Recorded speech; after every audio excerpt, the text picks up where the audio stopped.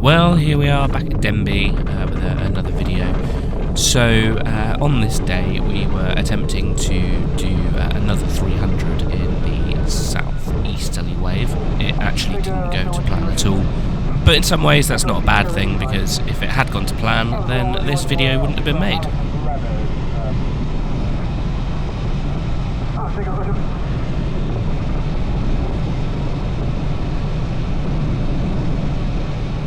So, like on the previous day, we knew we needed a nice long and high toe down to the south. Kind of just gives us a lob into the start zone, which was about 15 to 20 kilometres south of the airfield. So I made a start, and it was all going okay until I made the fatal mistake of getting below cloud base, which I then couldn't dig myself out of. In reality, I would have been in one of the fields straight ahead, but thankfully the donkey behind me got me out of this one. Wasn't always to be relied on, because especially when it's wavy, there's a lot of sink and it can actually make situations quite a lot worse.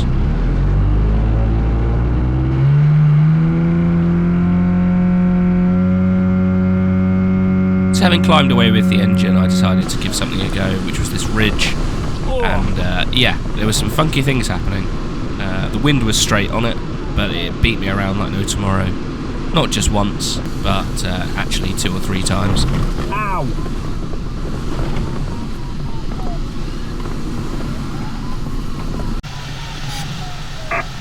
Having climbed away from the side of that poxy hill, I managed to catch up with Alex, who was just finishing his task. We then managed to get some wave down by Barmouth, and decided to see how high we could get. We got up to about 15 or 16,000 feet. At this point, most other people had given up and gone home and were de-rigging, as this was the last day of the expedition, and quite rightly wanted to get to the pub.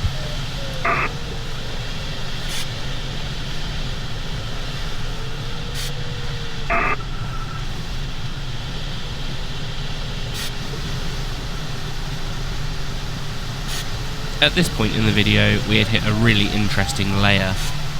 The climb had actually weakened off, but then there were some really odd strong spots, and they weren't lining up with the rest of the wave that had been going all day at all. But they were peaking at sort of 4, 5, 6 knots, and it was incredibly rough, although it doesn't look it.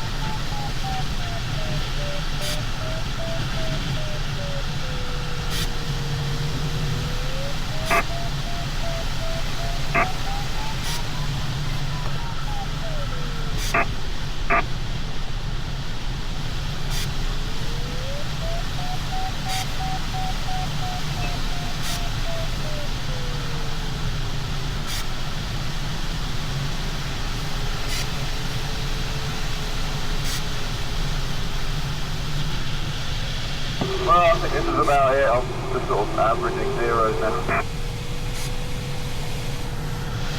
Yeah, likewise.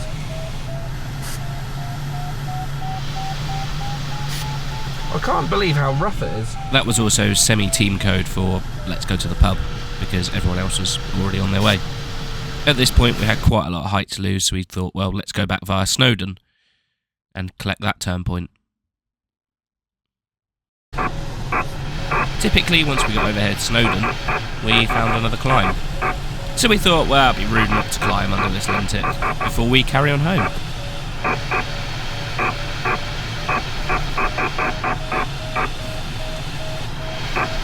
Nice.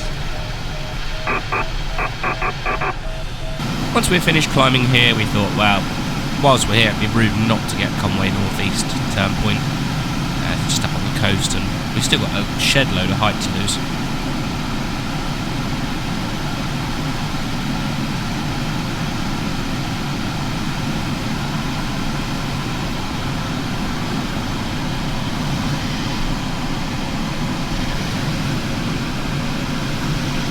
So now we were plodding up the coast, and Alex suggested that we turned Dizzer, which is right at the north of the ridge, and well, it'd be rude not to, so why not?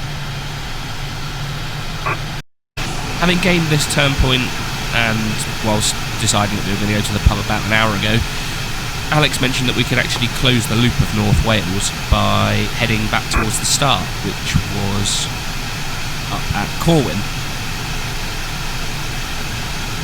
So naturally we said why not, and started a nice final glide back to the start whilst the sun set, and it was the perfect way to close the trip.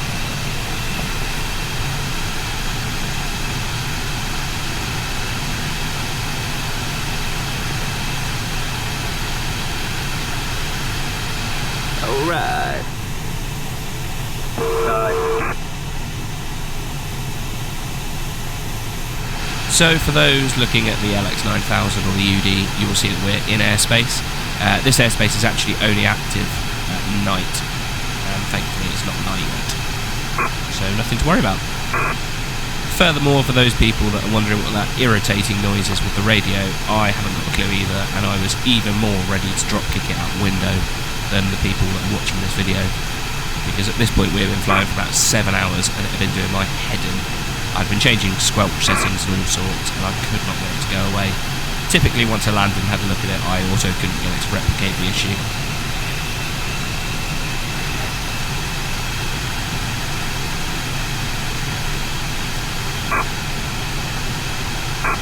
Approaching airspace.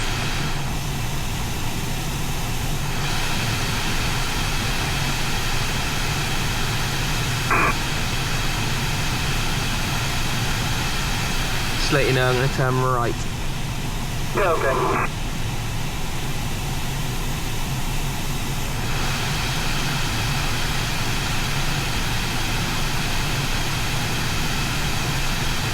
Approaching airspace.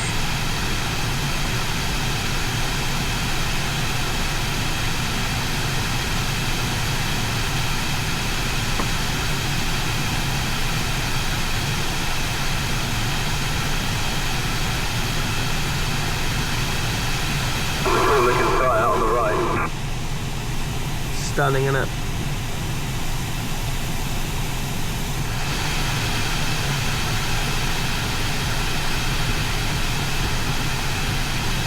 The interesting thing with this turn point is the fact that it's right up against some airspace, so if you don't hit it just right, you will actually hit it. So this turn was quite important. Thankfully we had a headwind to blow us away from it.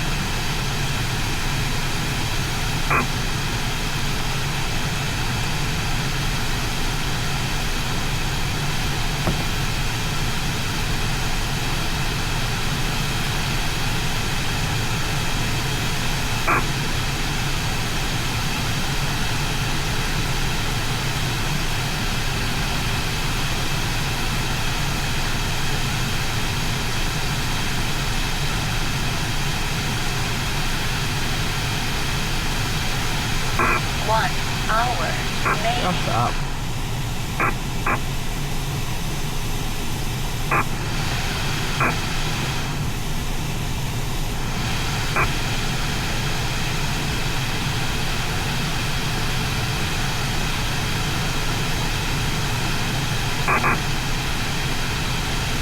It's a bit breezy down here, lad. Aye. Good for the return. Yeah, we should absolutely fly back, don't we? Weirdly, my Udi's showing 13 knots. Yeah, I'm getting between 28 and 32. Next turn point.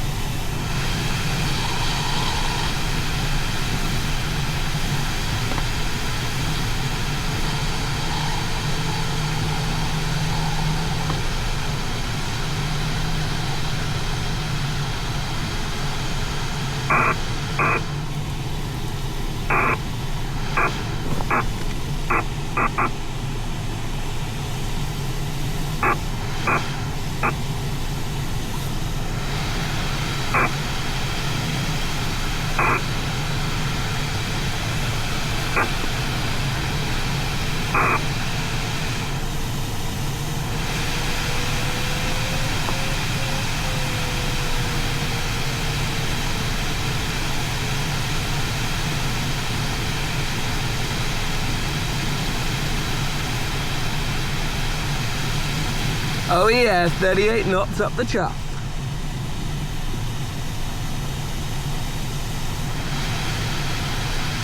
Oh yeah, we're covering ground now.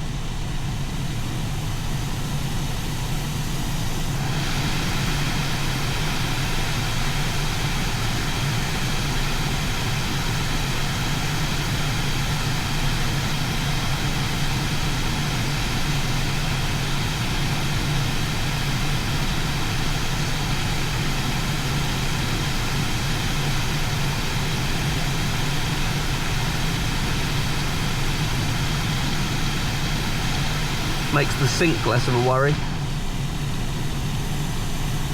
Yeah, going downwind, we'll be through it in a minute.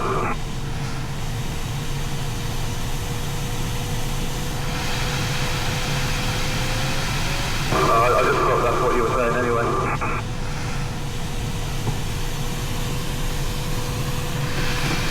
You know if there's anyone? Nah, I think it's just us.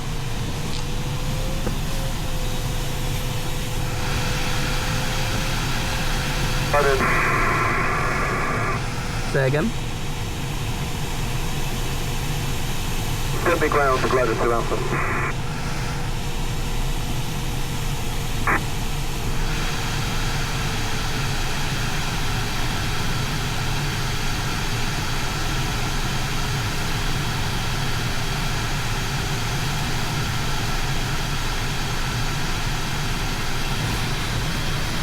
Stand by, I'll try.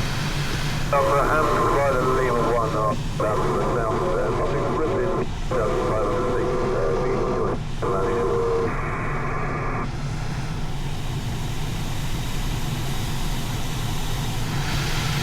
Approaching airspace.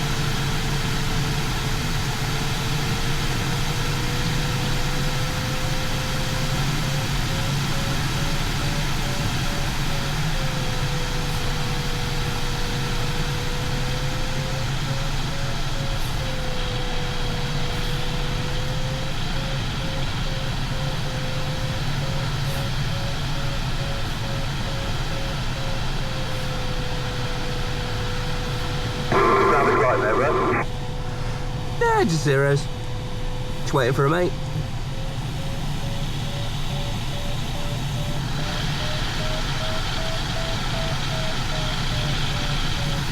Just want to see what you're thinking. I'm thinking we've got like 500 feet coming back from there. Cool with it. That's a nice run.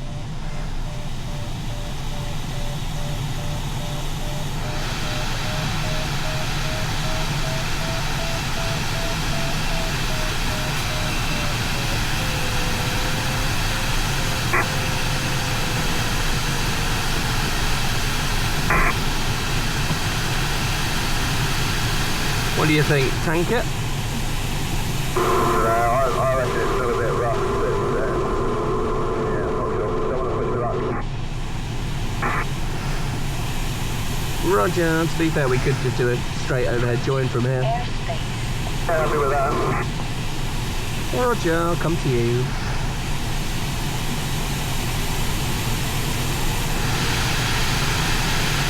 Switching frequency. Okay.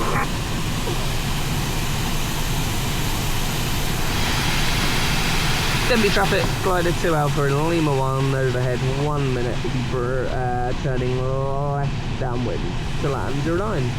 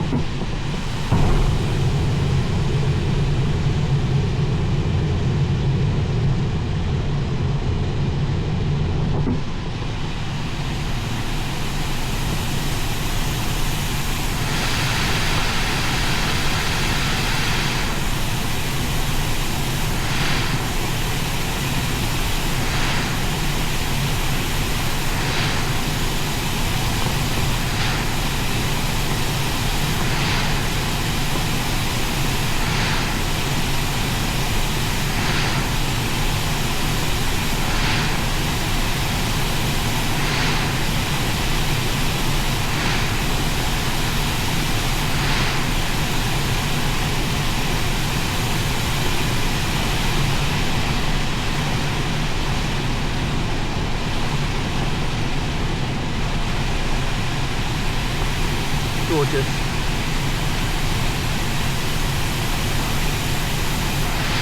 Do you want to land first? Yeah, can do. Oh, I'll tell you what, I will, because I don't know how to do it. Roger.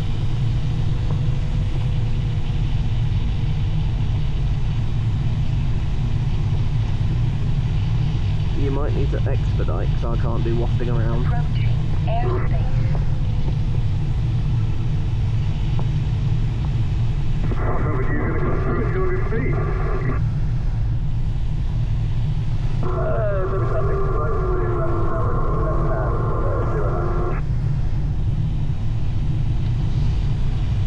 do. Lima 1, downwind left hand, 09, number 2.